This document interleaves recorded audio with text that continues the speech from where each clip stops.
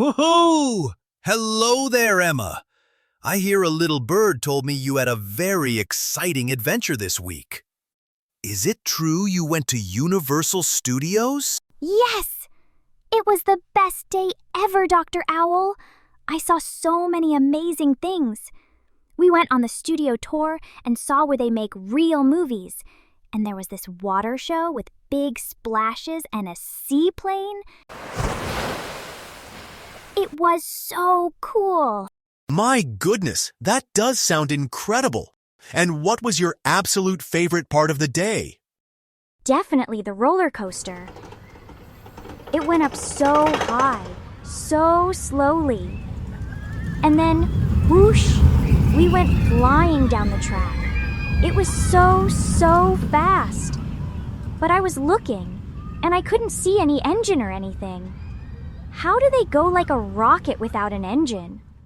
Ooh, I know. My super robot brain has calculated the answer. It's powered by a giant hamster running in a wheel under the track. Beep boop. Oh, a very creative theory, Ziggy. But the real answer is even more exciting. Hoot hoot, hello, curious minds. You're listening to STEM with Dr. Owl, where big questions turn into fun adventures. Hi, I'm Emma, always full of questions and ready to explore. Ziggy here. I know a zillion facts and 0 ways to share cookies. If you like our show, please share with a friend, a teacher, or your whole class. Or your neighbor's cat.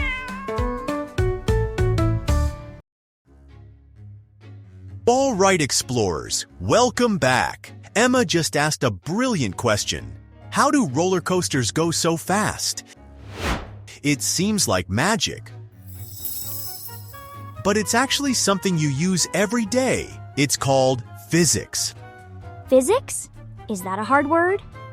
It can sound like a big word, but it's just the science of how things move and work.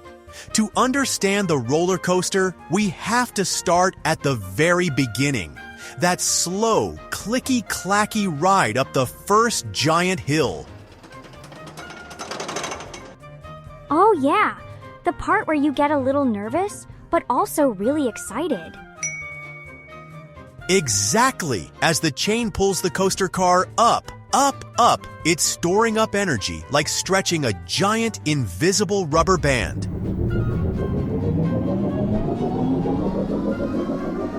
We call this potential energy. Can you say that with me? Potential energy. It has the potential to go super fast. You've got it. It's stored up energy, just waiting. Now, what happens at the very top of the hill when the chain lets go? The giant hamster takes a water break. Zorp. Oh, not quite, Ziggy. At the top, all that stored up potential energy changes into moving energy. We call this kinetic energy. Kinetic means moving. So when the coaster whooshes down the hill, its potential energy is turning into kinetic energy. Wow, so it's like a trade. It trades its height for speed.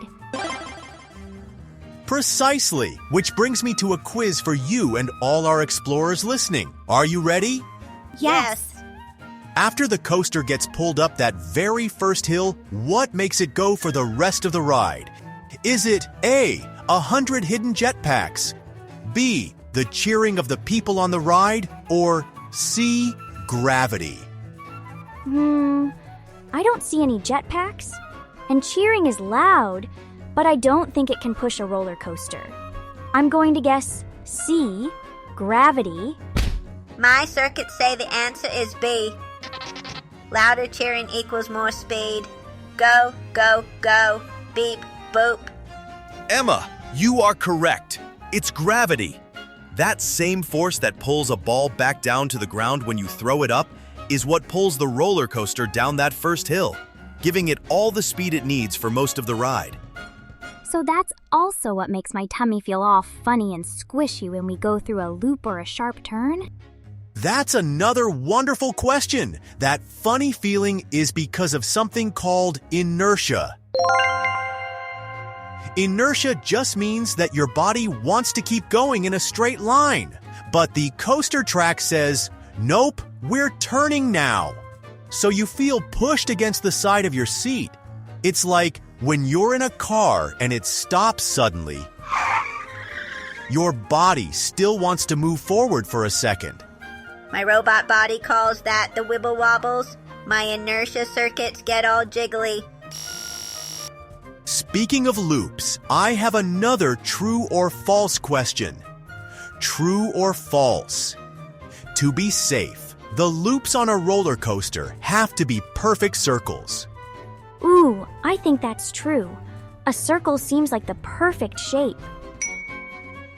You'd think so, but it's actually false. Roller coaster loops are not perfect circles. They are shaped more like an upside-down teardrop or an egg.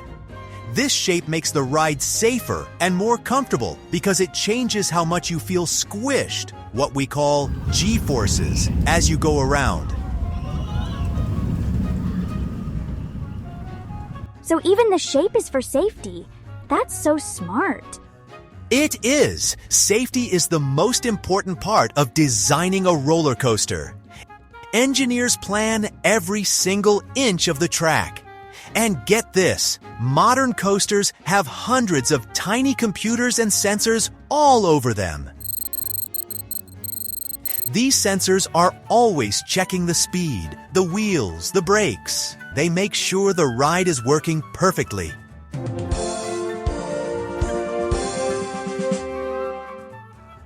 My sensors are checking for hamsters.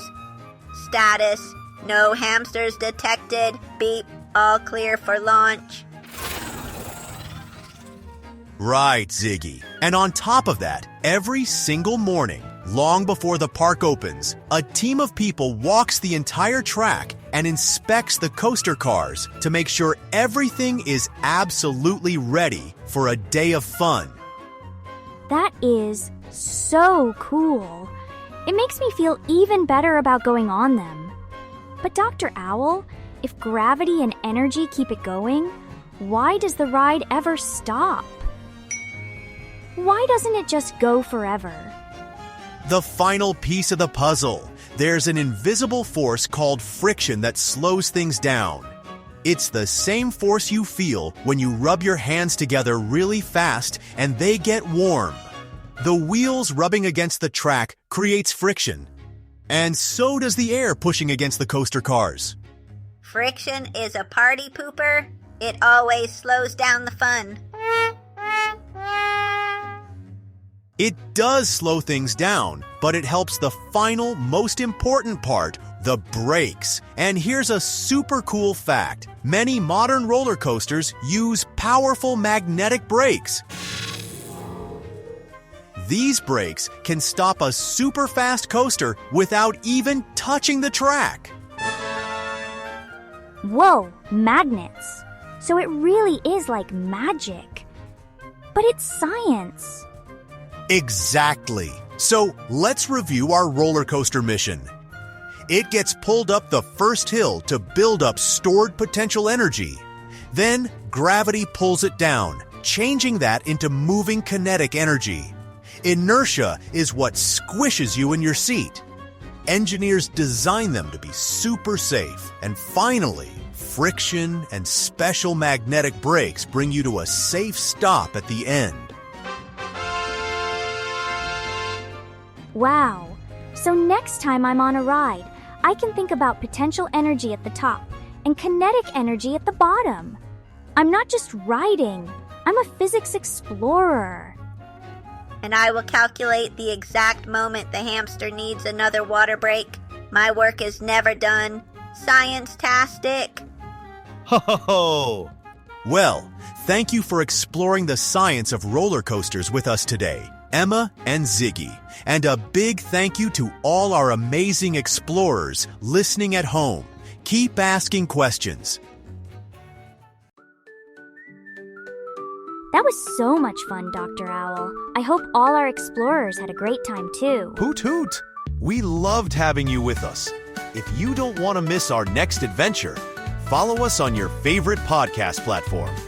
And if you know a friend who loves exploring too, share our podcast with them. If you have a question or a topic you want to learn more about, leave us a comment.